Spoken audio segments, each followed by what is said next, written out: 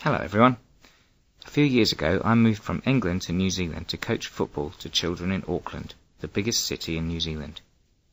I'd like to tell you about the differences between football in England and football in New Zealand. I grew up in London, in England, and spent many hours as a child playing football with my friends in the park. We used to play football after school and at the weekend, and often all day long in the school holidays. One of the first things I noticed when I moved to New Zealand was that very few children play football after school or at the weekends. Even on a sunny day in New Zealand, many of the parks will be completely empty.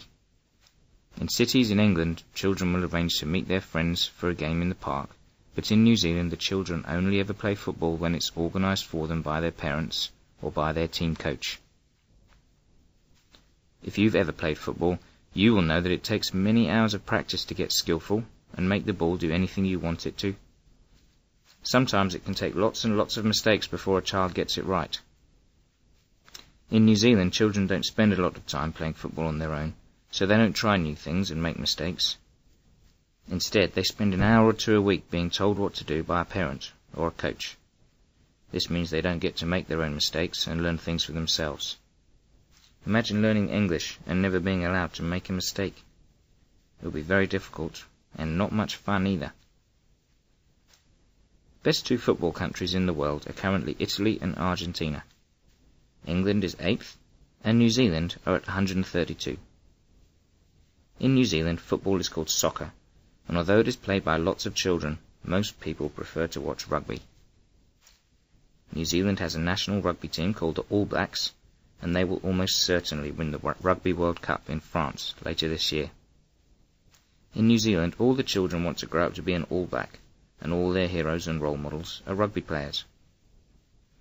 For those of you who haven't seen a rugby game, let me explain how it works. The ball they use in rugby is not a round ball like a football, but is oval-shaped like an egg. Each team has 15 players, and the aim is to get the ball to the other end of the field. The players can do this by running with the ball in their hands, or by kicking it up the field. They can also throw the ball to each other, but only if it goes backwards. It is very common in a rugby game to see huge kicks up the field so the team can advance together and get closer to scoring some points.